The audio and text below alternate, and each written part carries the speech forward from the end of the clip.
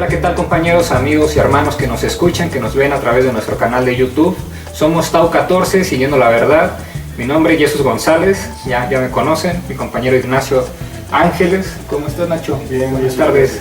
Y Bernardo Fuentes Herrera. ¿Cómo estás, Bernardo? Bien, gracias a Dios. Qué bueno, Bernardo. Bueno, nos reunimos en esta ocasión para continuar con nuestra serie Dones Espirituales. Saben que llevamos una serie de 3 videos en el que hemos hablado y platicado un poco sobre lo que son los dones espirituales dentro del cristianismo, dando una pequeña introducción y un pequeño estudio acerca de ellos para tratar de encontrar una verdad más certera sobre la interpretación de estos dones, ¿no? Y sobre todo platicando del abuso que ha habido acerca de los mismos. Pero bueno, Nacho nos va a platicar un poquito sobre el trabajo de campo que hicimos en una congregación, igual preguntando a los hermanos sobre los dones espirituales. Bueno, pues miren, estuvo interesante el ir a la congregación de Berna. Muchas gracias, pastores, que nos permitieron hacer las entrevistas. Gracias, chicos, por su participación. El único problema que pude notar es que tienen una ideología bastante difusa acerca de los conceptos que se preguntaron. No están concretos, es bastante difuso su concepto, dan respuestas muy ambiguas, no están seguros de lo que están diciendo, hablan una cosa por otra. Ya verán las entrevistas, pues entenderán un poquito mejor de lo que les estoy hablando, pero sigo diciendo que no hay un concepto seguro de los dones espirituales, no hay un concepto seguro de los milagros, no hay un concepto seguro de lo que es la fe, no hay un concepto seguro de lo que es profecía. Entonces están muy difusos. Hay un hermano portugués que también no sabe de qué está hablando. No, es que de hecho el hermano portugués es un bautista que vino de visita, y la mayoría de los bautistas tienen una doctrina cesacionista. Nosotros en mi iglesia en particular no somos cesacionistas, pero veo que sí terminó influyendo a alguno que otro hermano cuando hiciste la entrevista. Y también debo yo de explicar un poquito lo difuso. Nosotros como anabaptistas en realidad estamos tratando de encontrarnos como cristianos, y tratando en ese sentido de encontrarnos como cristianos en qué pensar acerca de los dones, porque lamentablemente cuando nació el movimiento anabaptista tuvimos un abuso de dones espirituales peor de lo que vemos en las actuales iglesias neocarismáticas, porque aquí teníamos gente que se creía profetas y que estaban llamando con su profecía a las armas. O sea, si ahorita nos quejamos de algunos neocarismáticos que están exprimiendo dinero, allí no era exprimir dinero, era vamos a instalar el reino, y vamos a instalar el reino por las armas. ¿Por qué? Porque Dios me ha revelado por su espíritu y según yo interpreto de las Sagradas Escrituras. En ese sentido, los actuales anabaptistas por parte de los menonitas, que es donde la ala que yo pertenezco, como que estamos un poquito, ¿cómo decirlo? Como cuando alguien te toca una herida, estamos como que muy susceptibles para hablar de, por ejemplo, de profecía, este tipo de cosas, como que no la platicamos entre nosotros, y lo vemos entre los pentecostales, y vaga, está hasta en nuestra literatura de que, por ejemplo, a mí me tocó ir a un campamento cuando se hizo las entrevistas a la iglesia anterior. Cuando yo fui a este campamento, pues se admira un poquito a los pentecostales, pese a que a veces se les hace crítica de parte incluso de nosotros. Decimos, pues sí, pero no hay que ser carismatofóbicos. Pero en ese no ser carismatofóbicos, nos quedamos en ¿y cómo vamos a tomar esto acerca de los dones espirituales? Sí, no existe no existe tal cosa como un consenso. Un equilibrio. Ajá. No hay un equilibrio, ni mucho que queme al santo, ni nada que no la alumbre. Entonces yo quisiera recomendar, perdón Nacho, nada más para poder explicar un poquito, para cuando se vean las entrevistas, por dónde iría el consenso general de mi iglesia en forma mundial. La opinión de Yvonne, porque ella fue de hecho a una convención mundial en que sí trataron ese tema. Yvonne, de la que vean en las entrevistas, es la que más ha de tener la idea que todos los demás chicos. Se trató de explicar Yo fui líder de jóvenes cuando ella llegó con lo que realmente se explicó, pero al final los chicos no siguieron ni siquiera viendo acerca de este tipo de temas. O sea, si ven eso, es hasta una disculpa de parte mía cuando yo fui líder de jóvenes en que no les pude insistir, y más que nada porque también eran muy así calados conmigo, y también ellos por su parte no lo vieron con importancia, no les parece importante tratar acerca de los dones espirituales. Vaga, si están de repente con diferencia con respecto a los pentecostales, como que ni les interesa, porque dicen, somos anabatistas y sabrá que son los pentecostales en cierta manera. Nacho, tú sigue, perdón. No hay problema, nada más es eso. O sea, tienen conceptos difusos, no saben bien de lo que hablan, y bueno, pues ya ustedes juzgarán las entrevistas, ustedes lo consideren pertinente. Eso es todo. Muy bien. Bueno, pues dando una pequeña introducción a la mesa redonda del día de hoy, vamos a hablar sobre los dones de profecía, fe, milagros, discernimiento de espíritus, y se me escapa uno por ahí, y sabiduría. Bueno, nosotros siempre nos hemos preguntado, ¿no? Como cristianos, ¿qué es una verdadera profecía? O sea, ¿se podemos equiparar la profecía con la adivinación, por ejemplo? En sí, ¿qué es discernimiento de espíritus, no? O ¿cómo se puede usar el discernimiento de espíritus? ¿Para qué nos sirve? O sabiduría, ¿qué quiere decir realmente el don de sabiduría? ¿Es igual que el de conocimiento, ciencia? No, o sea, hay algunas dudas, ¿no? En esta mesa redonda vamos a tratar de explicar, de ahondar un poquito dentro de estos temas y saber cuál es una correcta interpretación sobre estos dones y cuál es el uso que tiene en la actualidad. Y bueno, pues Nacho nos va a platicar sobre los dones de sabiduría y fe. Sabiduría y fe. Pues vas, Nacho.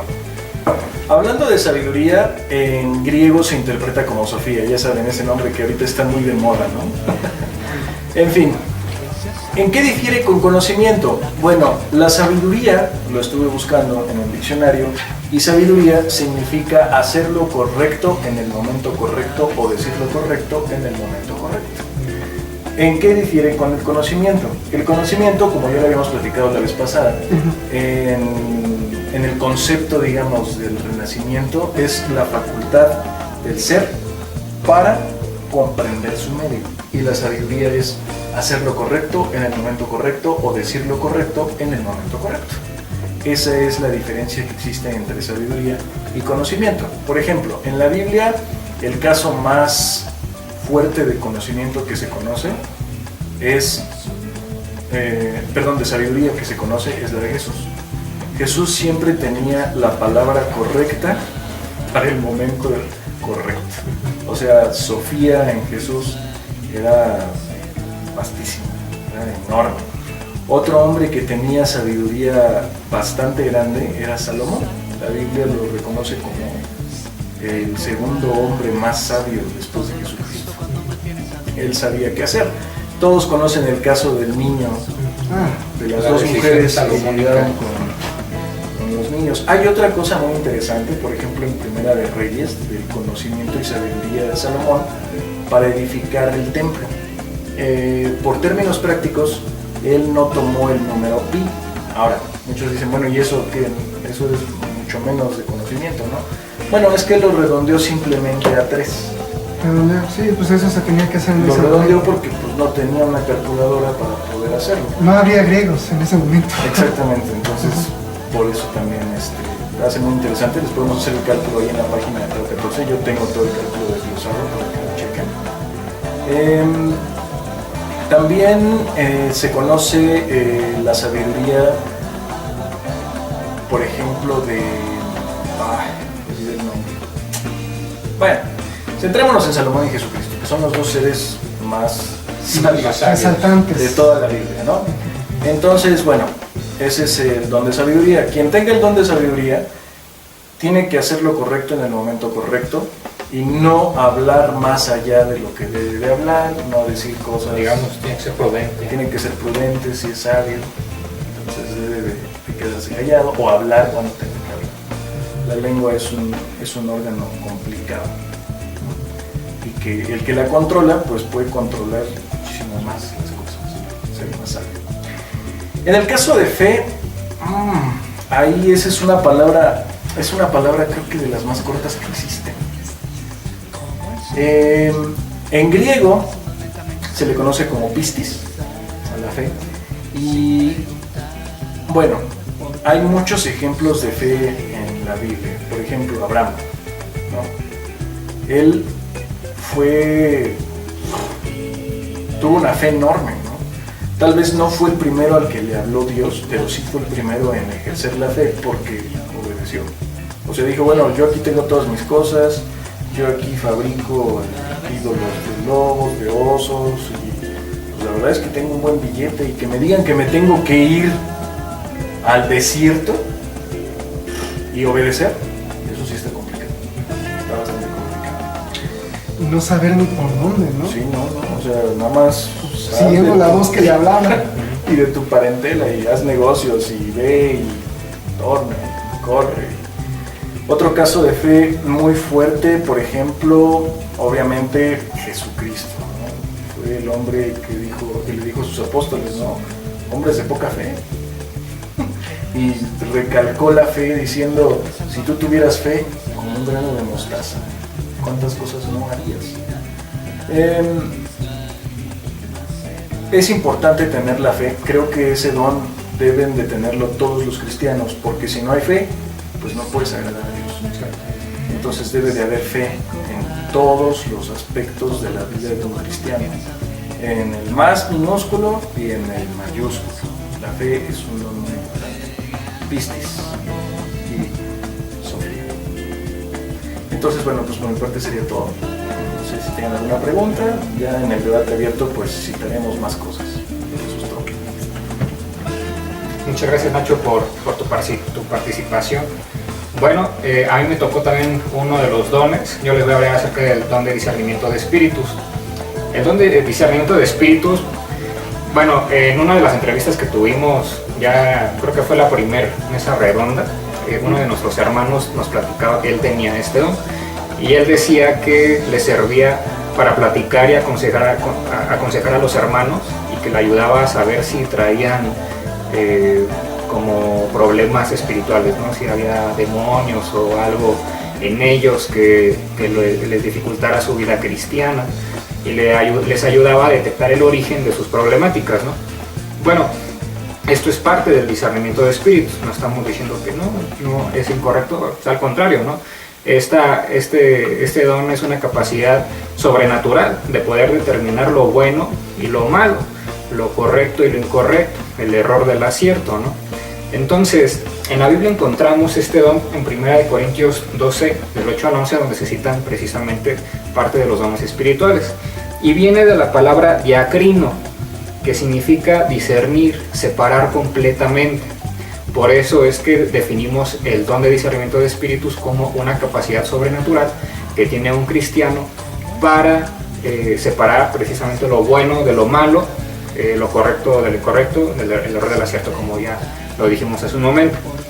El espíritu en la Biblia se interpreta también como intenciones, ¿no? Cuando nos manda, por ejemplo, en 1 de Juan 4, del 1 al 6, se nos manda a probar los espíritus, ¿no? Es una forma de decir a los profetas, a las personas que vengan a hablarnos del evangelio, de nuestro evangelio, tienen que probar sus intenciones.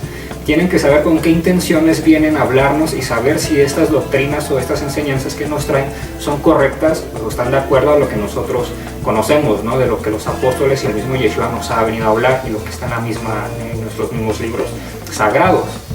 Entonces vemos otra vertiente de lo que es el discernimiento de espíritus, que podríamos llamarles interpretar o tener una interpretación correcta de una doctrina, o saber si alguien, una persona que dice ser profeta o dice conocer el evangelio, realmente lo tiene o realmente nos está hablando de profecías que provienen de Dios, porque bien puede haber profecías o puede haber milagros precisamente que no provengan de Dios, ¿no? Entonces, ¿qué ejemplos bíblicos podemos ver? En Marcos 9, versículo 25, encontramos cuando Yeshua le habla a un ser espiritual, a un demonio, ¿no? Y le libera a una persona de este ente. Yeshua, como Nacho igual lo cita, pues es el mejor caso donde podemos encontrar el discernimiento de espíritus. Sin embargo, también en el Antiguo Testamento, por ejemplo, creo que esa parte no la apunté. Pero en el Antiguo Testamento quienes ungían con este don eran los profetas, ¿no? Por ejemplo, con Samuel, cuando David manda a las filas de adelante a Urías para tomar su esposa, bueno, él creía que nadie se iba a enterar de esa situación. Sin embargo, Samuel, Dios le revela que él había cometido un acto de abominación, ¿no? Ah, sí, cierto, ya había fallecido Samuel. Ahora te daba nota. Gracias, Berna. Y de alguna forma Samuel, teniendo este discernimiento de espíritus, encontró el origen del problema que tenía David, ¿no? Pero bueno, no vamos a ahondar en ese tema, si no se me va a acabar el tiempo. Ahora, ¿qué se puede o qué se debe discernir? Pues una pequeña lista sobre las cosas que debemos discernir como cristianos, pues es en primer lugar las doctrinas, las enseñanzas, ¿no? Cuando son correctas interpretaciones y cuando no lo son. Los milagros, que pueden provenir tanto del bien como del mal. Las profecías, que pueden ser engaños o adivinaciones. Los mismos dones o las mismas habilidades sobrenaturales y espirituales que mucha gente puede tener. Se pueden discernir demonios o entes espirituales, tanto de bondad como de maldad. Y el origen de una situación o de una problemática. ¿Quién debe tener este don o quién tiene ese don? Igual que como opina Nacho acerca de la fe, yo creo que todos los cristianos deberíamos tener, al menos en alguna medida, el don de discernimiento de espíritus. ¿Y cómo podemos desarrollarlo? Bueno, en primer lugar, estudiando de manera fidedigna la Biblia, haciendo un estudio real, profundo, acerca de nuestros escritos. En segundo lugar, teniendo una relación estrecha con Dios por medio de la oración, pidiendo su revelación y su sabiduría. Y en tercer lugar, algo que siempre nosotros les estamos insistiendo a ustedes es forjando un criterio objetivo. Teniendo un criterio objetivo, estudiando y analizando las cosas, pues nosotros vamos a tener más capacidad y vamos a desarrollar mejor este don de discernimiento de espíritus. Y bueno, hermanos, pues de mi parte eso es todo, y desarrollen este don porque actualmente es muy importante, ya que ha habido muchas doctrinas que nos han desviado, ¿no? Pero bueno, ahora sí, que sigue su participación a ver. A mí me tocó el don de milagros en el gemata Dunameion, en el caso griego, mejor dicho, y en el caso, y también profecía, profeteia, ¿no? Voy a ir primero con milagros, sobre todo porque en el caso de mi profesión y en el caso de los cristianos que nos dedicamos a la ciencia, a veces pensamos que ver algo extraordinario puede ser milagroso, no necesariamente un milagro definido aquí en 1 Corintios 14 va a ser realmente un milagro, algo extraordinario. Sin embargo, sí, un milagro debe de sorprenderte. Pero un milagro no es solamente algo sorprendente. Un milagro, mejor especificado, mejor explicado, y valga, perdón que use yo una especie de tecnicismos, pero bueno, ahorita lo voy a explicar por qué. Es en sí la manifestación del inabordable en nuestro plano espaciotemporal. Yo sé que esto que estoy diciendo puede ser hasta como que de qué rayos te fumaste. ¿Cómo que la manifestación del inabordable? Bueno, Nacho ya se está riendo. Esto de manifestación del inabordable es que realmente démonos cuenta. Cuando hablamos de Dios, por ejemplo, hablamos de Jehová, Yahweh, en la Septuaginta, que es de donde tomamos en ocasiones para que nosotros podamos, los cristianos, comprender acerca de Dios, sobre todo cuando Dios se le revela a Moisés, pensamos, Yahweh, pues yo soy el que soy. Yo alguna vez lo platiqué con un estudioso de la Biblia que se llama Raúl Martín Cruz Mireles acerca de Jehová, y él me dice, Jehová no significa yo soy el que soy. En el hebreo no existe el verbo ser. Luego, si nosotros hablamos de que es yo soy el que soy, desde ahí estamos equivocados porque Dios no pudo haber dicho yo soy el que soy. Y decimos, entonces, ¿qué significa Jehová? Jehová, bueno, muy rápido, Jehová es algo inabordable, algo que finalmente es como que no podemos realmente nosotros poderlo encapsular, no podemos encapsular a Dios. Pero justamente en esa forma de imposibilidad de encapsulamiento de Dios, Dios mismo, si quiere entrar en relación con nosotros, tiene que entrar, tiene que desbordarse, tiene que manifestarse en nuestros planos, en los hiperplanos de los que se compone el universo. Y en este caso, en el plano propio en el que nosotros vivimos, y sujetarse así solo en torno a esas reglas. Y nosotros decimos, ¿cómo que sujetarse a sí mismo en esas reglas? Valga, pensémoslo como un ser. Dios tiene que ser consecuente a sí mismo y consecuente a su propio pensamiento. Y por consecuencia de su propio pensamiento, por ser quien es, entre comillas ser, Dios tiene que entrar en juego con nosotros. Este entrar en juego es muy chistoso porque Dios no tiene ni la necesidad de entrar en juego. Pero si Dios es amor, como dice Primera de Juan, Dios tiene que entrar en juego con nosotros. Dios tiene que manifestarse. ¿Cómo sabemos que se manifiesta? Primeramente por Jesús, para nosotros los cristianos. ¿Quién es Jesús? No es otra cosa más que la manifestación propia de Dios en su logos. Y en este sentido, la manifestación propia de Dios hacia nosotros, amándonos, cuidándonos, sanándonos cuando estamos enfermos, hablándonos cuando no sabemos ni por dónde ir y andamos como ovejas perdidas, que no tienen pastor. Jesús es ese pastor, del cual dice Ezequiel, no me acuerdo qué palabra de Ezequiel, pero lo repite Juan 10. Jesús es eso. Y en este sentido, el primer milagro que nosotros sabemos es Jesús. Luego, conforme a ello, la manifestación de lo eterno es consecuente para el caso de los cristianos, consecuente a la enseñanza propia de Jesús. Profecía no es otra cosa más que Dios hablando a través de alguien. Eso es una profecía, un comunicado de Dios a través de una persona que está comunicando algo acerca que Dios quiere. Primera de Corintios 14 dice que es consolando, exhortando y edificando. Eso es profecía en pocas palabras. Podría decir más, pero eso yo creo que sería mejor verlo en el tiempo de debate. Muchas gracias, Berna, por tu participación, por todo tu comentario. Bueno, hermanos, entramos a la parte más entretenida, más divertida, la que más disfrutamos, el debate. Entonces, vamos a darnos unos 20 minutitos para platicar. A ver, ahora sí. A ver. Ahorita se ha dado mucha preferencia a los profetas. Ajá. Porque ahorita ya llegan de Venezuela, no, es que tú sabes que cómo está la cosa, que Dios te está hablando y que recibe y te dice Dios. Eso ahorita ya se está cayendo en una charlatanería. Sí, horrible, o sea, ¿no? ¿y cuándo va a pasar, no? ¿Y cuándo dijo Dios que te iban a caer diamantes del cielo? ¿Y cuándo dijo Dios que ibas a tener una hija que se llamaba Chuchita, ¿no? ¿Cuándo Dios dijo todas esas cosas? Que vas a formar un imperio con tu congregación, ¿no? Ajá, o por ejemplo, una vez llegó un tipo a una iglesia y le dice a la cantante de la iglesia, es que tú vas a ser una mujer grande, yo te veo delante de Dios. Y entonces, a los 3 meses que tiene un hijo y se va de la iglesia, ¿y qué le pasó a la profecía? Se fue a la goma, Dios se equivocó. Debió haber muerto por apedramiento ese profeta, ¿eh? Sí, la Torá te dice que lo apedrees. Sí. Bien, a ver, veamos. Y otros dicen que profecía es simplemente hablar del evangelio. Exacto, de hecho que la profecía ya está dada, que solamente es la Biblia, o sea, ya no hay más profecía que dar. Ah, pero si les dijéramos esos changuitos que a la Biblia, perdón, si me van a matar, aquí estoy, que a la Biblia le faltan libros. O sea que no está la profecía totalmente completa y que este libro realmente está alterado por intereses políticos.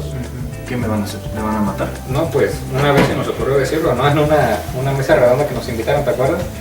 Nos preguntaban unos hermanos qué pensábamos acerca de la Biblia, si estaba completa, si no. Y es que hay un dogma, una doctrina que se llama que está completa toda la Biblia. Es el cesacionismo. Ajá, que ya no hay más. Y se nos ocurrió decir, ¿verdad? Que nosotros creemos desde nuestra perspectiva que debe haber más libros que se han perdido a lo largo de la historia, que fueron quemados, que fueron destruidos, que fueron ocultos por cuestiones políticas, económicas, y que no fueron introducidas en el canon. Y no, hombre, se nos armó, ¿verdad?, con el pastor, que porque no, la Biblia está completa, que Dios está al control, ¿cómo no va a estar al control de su palabra? Ya saben, ¿no? ¿Cómo ves eso, Hernán? O sea, toda esa bola de cosas de que profecía y que yo te digo y que la Biblia dice y que como dice la Biblia, ya está muy, muy pirado lo que están diciendo. Es que siempre ha sido eso, la profecía, que por lo menos desde el siglo II, cuando se ha manifestado, siempre ha sido objeto de controversia. Tenemos por parte de la iglesia, bueno, la historia de la iglesia es objeto de controversia entre los montanistas y la iglesia entrecomillada ortodoxa. Has de recordar, Nacho, bueno, en el libro de Luis Bueno, ¿cómo se llama? Padres apostólicos de apologistas griegos, de Luis Bueno, que Luis Bueno habla justamente de algo que observan algunos historiadores evangélicos, como Pablo Adeiros, de que se forma un movimiento propiamente de profecía que está señalando que la iglesia se está alejando del movimiento profético. ¿Pero por qué se aleja del movimiento profético? Se aleja de ello porque los profetas en su momento eran como una especie de contrapeso, si nosotros podemos leer. Déjame recordar este libro, déjame recordar, que no se me escape el nombre. Didaje. El libro de Didaje, si nosotros lo observamos, los profetas eran una especie de contrapeso para el caso pastoral, pero el caso de los obispos comenzaron a tener muchísimo poder centrado de forma política. Hablemos de política, no como nosotros lo entendemos, sino como hemos tratado de verlo de forma anacrónica. Política no es otra cosa más que la organización de los seres humanos entre ellos. ¿En quiénes recaía la organización de los seres humanos? En los líderes de las iglesias. ¿Y quiénes eran los líderes de las iglesias? Los obispos, los presbíteros. Por eso yo he incidido un poquito en que la iglesia, a la hora de centrar ese poder entre los sucesores, que de hecho lo dice Hechos, que son sucesores de los apóstoles, estos sucesores como que no saben qué hacer con sus profetas. Y a veces los profetas como contrapeso pues eran algo incómodos. Eso no lo vemos en la historia de la iglesia, no del todo, pero lo vemos en la manera en cómo poco a poco como que comienzan a hacerlos a un lado, comienzan a relegarlos. En ese relegamiento se levanta el movimiento de la nueva profecía de Montano, Priscila y no me acuerdo quién es la otra mujer, que comienzan a concentrar, sí, con muchas locuras, porque comienzan como en el caso de los anabautistas a decir, es que Jesús ya va a regresar, el rey ya va a venir. Entonces los montanistas se vuelven locos en ese sentido, pero a la hora de esas locuras comienzan también ellos como a comenzar a decir, pues como que estamos mal en esto, y comienzan a ganarse entre los propios cristianos una manera de ser aceptados, de tal forma que Ireneo, perdón que lo esté diciendo en este sentido toda la historia de la iglesia, espero no decir toda, pero sí decir estos puntos esenciales y principales. Ireneo, no me acuerdo si Sinipidexis, creo que Sinipidexis, demostración de la predicación apostólica, comienza a decir, oigan, no manchen, estos comienzan también a sufrir junto con nosotros la persecución por parte de Roma. Deberíamos de aceptarlos. Estaban a punto de ser aceptados con excepción de que el obispo de Roma, que en ese momento por parte de los occidentales era quien estaba dirigiendo, tiene gente infiltrada diciéndole no, los montanistas hay que hacerlos a un lado, están mal, están fumándose puras cosas para hacer sus profecías, y entonces comienza a decir, pues no, hay que relegarlos. Sin embargo, parte de ese no relegamiento surge Tertuliano. Tertuliano es tan importante entre nosotros los cristianos que la palabra Trinidad, cuando pensamos que proviene de Constantino, de todo lo que pasó con Constantino no viene de él, sino viene de Tertuliano, que sí, la Trinidad, sí, una triada. Y él comienza a decir, pues es que hay una Trinidad, aquello que estamos explicando, de que Jesús es el Señor, que el Espíritu es el Señor, que el Padre es el Señor. Y que decimos, pues ¿qué onda con eso? Pues dice Tertuliano, pues es que Dios es trino. Y está queriendo explicar acerca de ello. Bueno, pues Tertuliano se adopta al movimiento montanista. Él comienza a decir, sí, es que el Espíritu se sigue moviendo. Pensemos ahora bien, estamos en el siglo II. Pensemos que en realidad la profecía se acabó a partir de que murió Juan. Si eso ocurrió, hemos de explicarnos por parte de una crítica de Celso en contra de los cristianos, que Celso dice, no, pues estos cristianos, hay uno que otro que se nos cuela y que comienza a decir, así dice el Señor, bla, bla, bla, bla, bla, y comienza a hablar incoherencias también, o comienza a hablar en lenguas. Celso escribe en contra de los cristianos en el 180 después de Cristo. Valga mucho tiempo después de que se murió Juan, y también aún tiempo después de que se escribió el canon de Muratori. El canon de Muratori es la primera lista oficial que se cree de un canon, de una lista oficial de libros de la Biblia que nosotros aceptáramos. Pues resulta que aún cuando estaba escrito ese libro, había profecía. O sea, la profecía no viene a deslegitimar la escritura, sino que viene como consecuencia de la escritura, viene como consecuencia del testimonio de Jesucristo. Ahora, digamos eso. Perdón, sigue. Hay profetas hoy por hoy. Y, o sea, ¿cómo podemos ligar la parte entonces de los profetas para distinguir en el discernimiento que es realmente un profeta? Sí, es que para allí iba. Sí, mejor, por eso quería que tú estuvieras así, porque si no voy a perder la idea. O sea, ¿hasta qué punto puedes decir es que este sí es un profeta de verdad? Mira, bien, ese problema que ahorita sufren los pentecostales y los anabaptistas ya lo hemos sufrido mucho. ¿Cuándo surgió nuestro movimiento? Cuando surge el movimiento, primeramente el de Lutero, existe la reforma magisterial.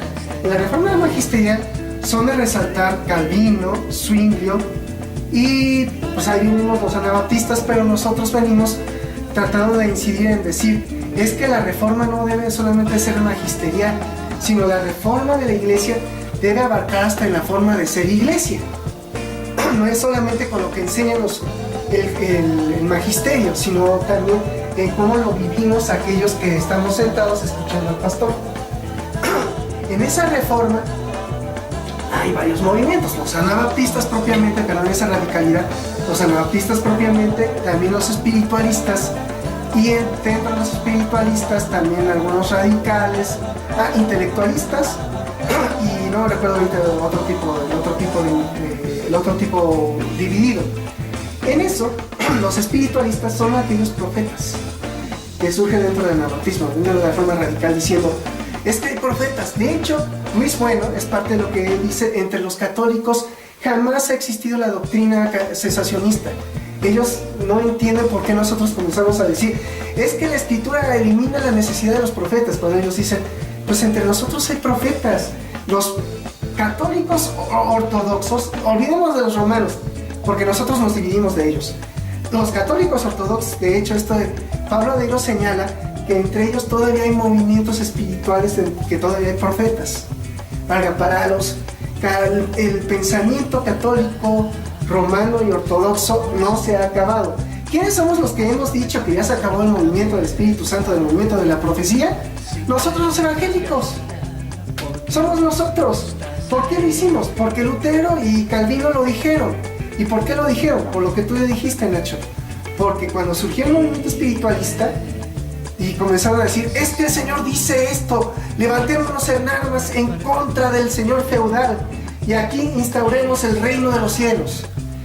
Vaya, si nosotros, es lo que yo estaba diciendo, si nosotros nos quejamos de los actuales profetas, entre comillados pentecostales, imagínense de los profetas anabaptistas en su momento, o sea, eran peores. Lo que estás queriendo decir, Berna, es que debido a que se abusó de este don, es que decidieron mejor decir, sabes que ya, no, la profecía ya no. Ya cualquiera se levanta y empieza a decir que Dios la habló y no sé qué, nos empieza a alentar a hacer cosas que no tienen nada que ver, ¿no? Con Dios. Ajá. Meno, bueno, de la parte de anabaptista de la que soy, Meno Simmons, lo dice en su prólogo, el doctor Helmholtz, que es parte de los escritos de Meno, dice que Meno se da cuenta de cuál es el verdadero problema de este tipo de profetas. Y si nosotros nos dimos cuenta, yo creo que a veces cuando nosotros también nos restringimos a este tipo de doctrinas cesacionistas en que no nos damos cuenta de nuestra propia historia por parte de los cristianos anabaptistas para compartirlo con otro tipo de cristianos. De que Meno dice, ¿por qué hubo este tipo de profetas? Porque hay dos cosas que estábamos ignorando. Primeramente, las escrituras. Como he dicho, las escrituras están por consecuencia a la verdadera profecía. Pero no solamente las escrituras, porque también había sus profetas que eran teólogos, sino también las escrituras y el discernimiento de espíritus. ¿Por qué es necesario el discernimiento de espíritus? Como dijo Jesús, para saber cuándo realmente es el Espíritu Santo el que le está inspirando a esta persona que está hablando de profecía y cuándo no. Y también parte de lo que ignoramos, junto con las Escrituras, es la historia de nuestra iglesia, de las iglesias cristianas. Ya Vidaje había dicho, aquel que profetice, pero te esté pidiendo dinero, ignóralo, no lo trates como profeta, ese no es profeta. Pero ¿qué pasa con nosotros, con las actuales iglesias pentecostales, entre comillas? Yo diría esas que ni siquiera son ni neocarismáticas, sino del movimiento de superfe, que comienzan a exprimirle dinero a la gente. Ese tipo de iglesias ni siquiera son iglesias cristianas. Ese tipo de profetas no son profetas del Señor. Y lo mismo está sucediendo con los milagros, ¿no? Por ejemplo, Pare de Sufrir, o no sé, el show de la fe que hace Cash Luna. Se está abusando de estos dones, y muchas veces son charlatanería precisamente, ¿no? Y abusan también hasta del nombre de ser cristiano. Sí, aquí yo quisiera resaltar, espero ya callarme, debemos resaltar a los cuáqueros, porque los cuáqueros cuando iniciaron, ellos creían firmemente en la vigencia del don de la profecía. Es como que ese resaltamiento entre todos los evangélicos, hasta entre dentro de los anabautistas, porque son como los hijos del movimiento espiritualista, en que ellos sí creen en la vigencia del mover de Dios hablando a través de alguien. Ellos, al contrario de los pentecostales, que de hecho yo vengo de un movimiento neocarismático en que cuando hablamos y nos concentramos en el Espíritu somos bien ruidosos. Ellos no. Ellos son parte de que sí llevamos ahorita algunos anabaptistas en siéntate y deja que el Señor te hable. Valga, eso es parte de las reuniones del silencio de los cuáqueros. ¿Qué piensas tú, Nacho? Híjole, por eso existen las divisiones entre los cristianos. O sea, divisiones me refiero a que cada quien tiene su propia parte de qué denominación hay. Todos se jactan de decir, no, nosotros somos interdenominacionales. Y bueno, a ver, pastor, ¿usted a qué denominación pertenece? No, o sea, yo soy Tutti Frutti. No. Pero sí deben de tener una denominación, forzosamente existe una denominación. Se ha abusado de ello. La pregunta que queda en el aire, pongo sobre la mesa, es ¿qué necesitamos en cuanto al discernimiento de espíritus? O sea, ¿cómo decir, Dios, dame el discernimiento de espíritus para distinguir entre un loco que nada más quiere dinero y entre un profeta del Señor? Creo que si no tenemos ese don como tal, lo más concreto creo que queda ahí. O sea, si te está pidiendo dinero, ¿en qué momento Jesucristo les dijo, a ver, échenme un billete, no? No, para nada. Y yo añadiría otra cosa, ¿no? Y lo dice en la Biblia, precisamente hablando de que le tocaría morir apedreado, ¿no? Al profeta que dice cosas y no se cumplen. Una cosa es esa, ¿no? Que si lleva un historial de que no se ha cumplido al 100% las profecías que dan, o se cumplen parcialmente, eso no puede ser un profeta de Dios. Sí, no podemos matarlo. No, pero podemos desacreditarlo y decir que esa persona no es un profeta. ¿Por qué? Porque predijo que iba a temblar en el 2015, en el 23 de septiembre, y no tembló. Dijo que se iba a caer la bolsa otra vez en el 2000 tal, y no pasó nada, al contrario, hubo un superávit. Cosas por el estilo, ¿no? O en el caso práctico, en una congregación, como dice lo de la chava, que le llegó un pseudo profeta a decirle que iba a ser grande y no sé qué tantas cosas. O sea, creo que nos damos cuenta en esos detalles cuando están abusando del don, ¿no? Además, por ejemplo, en el caso de los profetas del Antiguo Testamento, pues, podemos encontrar diferentes, ¿cómo decirlo? Características que nos pueden hablar de una profecía que proviene de Dios. Una, el hecho, ¿no? Los personajes involucrados determinadamente y el tiempo en que va a suceder o que va a durar. También hay que ver que la profecía no necesariamente es algo predictivo. Algo que, por ejemplo, se señaló, creo que fue Hugo, que es novio de Ivonne, y lo que, por ejemplo, mi iglesia en ocasiones interpreta como profecía, es un poquito de protesta social. Los profetas del Antiguo Testamento y aún Jesús se vuelven una especie de profetas de protesta social. El problema que ocurre en realidad, incluso con parte de la crítica a la profecía en sus inicios del anabaptismo, es que los profetas de crítica social realmente están yéndose por las ramas para darle solución a aquello. Una crítica social no es profecía. Hay que señalarlo de manera muy tajante. Yo sé que algunos hermanos me van a decir, pero es que los profetas protestaban. Sí, es cierto, y sí tienen su fin social, pero hacer una crítica social, hasta Aristegui lo puede hacer, y Aristegui no tiene que ser creyente.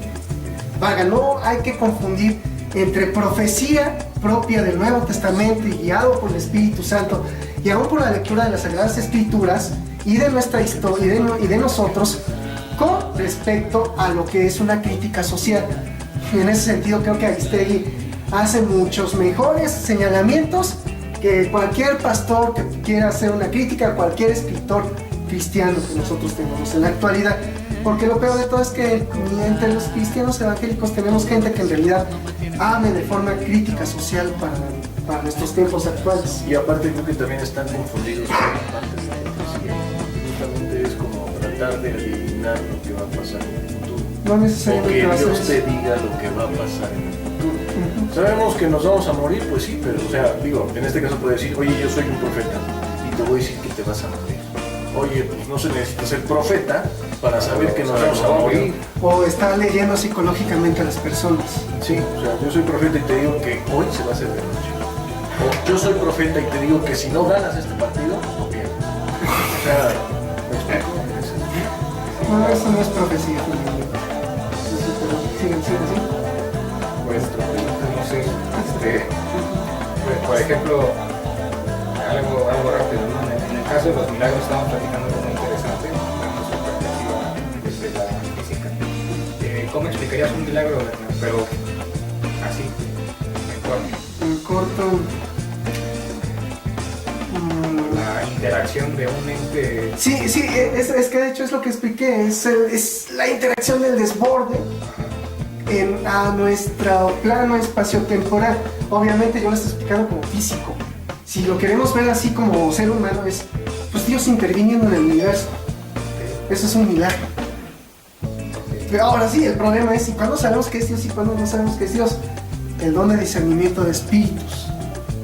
Además de la lectura, el don de discernimiento de espíritus, pienso yo, por lo menos en mi particular punto de vista, también tiene que venir en una crítica propia que se desarrolla a través de la lectura de las Sagradas Escrituras. De querer saber dónde está la palabra de Dios hablando en el libro. Si nosotros nos asimos a la palabra de Dios, podemos saber cuándo realmente es Dios el que está hablando, cuándo no es Dios, cuándo Dios realmente está haciendo un milagro, cuándo no. Y si no vemos ni a Dios ni a diablo, creo que lo más obvio fue algo natural. Me están queriendo chantajear un ilusionismo. Exactamente. Creo que para ilustrar también esa parte, vamos a publicar ahí en Facebook, acá vamos a dejar el link, el video de Carl Sagan de Flatland, ¿no? Planolandia. Estamos platicando, es muy bueno ese video para explicar el tema de cómo interviene algo que está fuera de nuestra dimensión en nuestra dimensión. Sí, perdón que yo también no lo pueda explicar tan bien, porque tal vez lo explico de manera un poco, entre comillas, técnica, porque finalmente esto también es hacer teología. Teología es tratar de explicar la revelación a nuestras propias generaciones y a las generaciones que van a venir, para que éstas sigan explicando. Esa es teología, es una explicación de la revelación. Y realmente hacer teología. Creo que ahorita ya nadie se dedica a hacer teología. No, solo conferencia. Agarrar un pasaje y darle ahí un chorro mareador. Repetir lo que otro haya dicho, incluso a veces. O lo que tu sentido común así de plano te dice, ¿no? Pero nadie se centra en hacer realmente. Bueno, pues conclusiones, Nacho, 2 minutitos. Debemos de estudiar, debemos de tomar en cuenta la Biblia, debemos de tomar más libros. Eso creo que es una parte que vamos a concluir siempre, yo en específico. Deben de tener sabiduría, debemos de tener sabiduría, cuidar nuestra lengua, eso es importante, muy importante, cuidar nuestra lengua. Y debemos de crecer en fe, no ser fanáticos, pero sí tener. Es suficiente para saber que Dios interviene en nuestra vida, en la lucha. Sigue. Pues yo creo que hemos explicado muy bien acerca de los dones del Espíritu. Hemos abordado como hemos podido acerca de la profecía. En realidad es un tema muy amplio esto, pero creo que como hemos abordado podemos definir un don y que es un don. No confundamos don con fruto del Espíritu. Tal vez sí puedan decir, oye, van a hablar acerca del don de paciencia. Paciencia no es un don del Espíritu Santo. El dominio propio no es un don, es un fruto. Si hay en ti el don del Espíritu Santo y tú desarrollas el don del Espíritu Santo que esté realmente en ti, conforme tú estás leyendo las Sagradas Escrituras, se va a formar en ti el fruto del Espíritu. Eso es fruto. No es algo que viene de forma inmediata, sino que se desarrolla en tu caminar con Dios. Marga, yo tengo que aceptar que ni a veces no hay ni tanto dominio propio. Pero en ocasiones cuando yo he podido tener un dominio propio claro, es cuando el Espíritu se está moviendo en mí de tal forma que lo alcanzo. Y alcanzo a tener templanza. Pero cuando no, pues también puede ser que haya algo mal en mí, o bien que no me esté moviendo como Dios quiere. Y creo que también tenemos que aceptarlo en ocasiones los seres humanos que creemos en Dios y en Jesús. Y en este sentido, creo que yo tengo que decirlo así,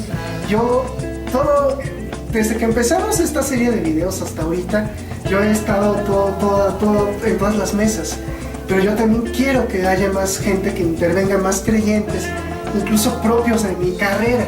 Yo espero invitar más gente y que esté mejor en mi lugar y que pueda estar de manera adecuada.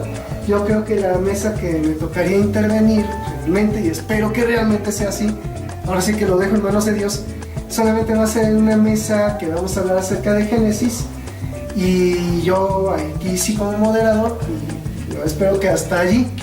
De allí en fuera queremos, bueno, yo por lo menos yo quiero concentrar más en ciertas cosas que tenemos que darle énfasis a este círculo que un amigo me decía de mi iglesia.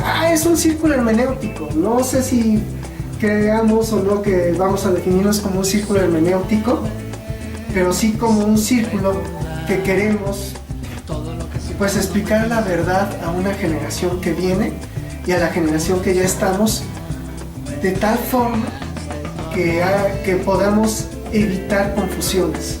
Creo que es lo que nos damos cuenta. Hay mucho fanatismo, hay mucha confusión en muchas iglesias y a veces no sabemos qué podemos hacer.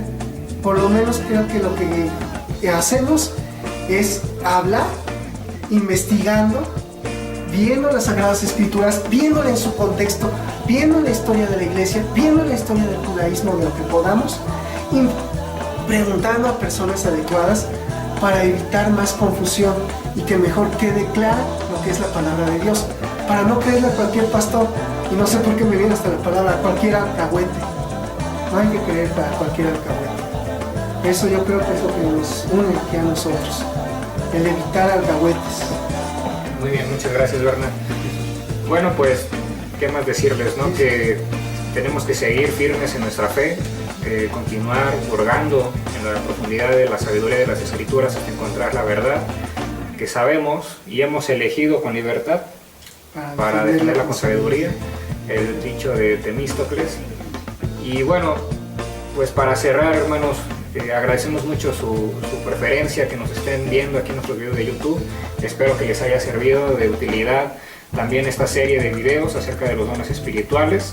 Nuestra próxima mesa ya cerramos con dones y ahora vamos a entrar a la parte de historia del cristianismo, ¿verdad? Historia del cristianismo evangélico en México. Vamos a hacer un trabajo de campo, no tanto de entrevistas. Vamos a hacer una breve investigación, yo ya la hice anteriormente y ahorita pues bueno, vamos a movernos por las calles del centro para ver dónde llegó nuestro amigo Diego Thompson, todo lo que hizo desde Veracruz, cómo llegó desde Inglaterra, la época. Vamos a hacer la unión de la historia de México con cómo llega el cristianismo evangélico a México, y los participantes, bueno, en esa ocasión me va a tocar ser moderador y va a estar Alejandra, una amiga filósofa, y también Reinaldo, un historiador de aquí de México, muy bueno también, un gran amigo. Y pues vamos a ver qué dicen los cristianos acerca de la historia de cómo llega el cristianismo a México. Hay muchas cosas que son falsas, que nos han hecho creer, pero bueno, de eso se va a tratar. Perfecto. Cristianismo evangélico. Sí, es que... mira, ya, sí, hiciste. Algo así que quería decir. Sofía también es Cristo en 1 de Corintios. Sí, gracias. Ya, sí, perdón, Nacho. Perdón, Jesus. Bueno, amigos. Bueno, pues hemos estado 14 siguiendo la verdad. Agradecemos que nos estén observando. Agradeceríamos mucho también que nos dejen su crítica y su comentario aquí abajo, que nos sigan en Facebook, nuestra página, y pues sigan al pendiente de los próximos videos. Les mandamos muchos saludos, bendiciones, y por favor sigan estudiando, que la verdad la vamos a tocar únicamente en este libro. Y bueno, muchas gracias, Berna, muchas gracias, Nacho. Cuídense, chavos. Bye bye. Chao. El corazón.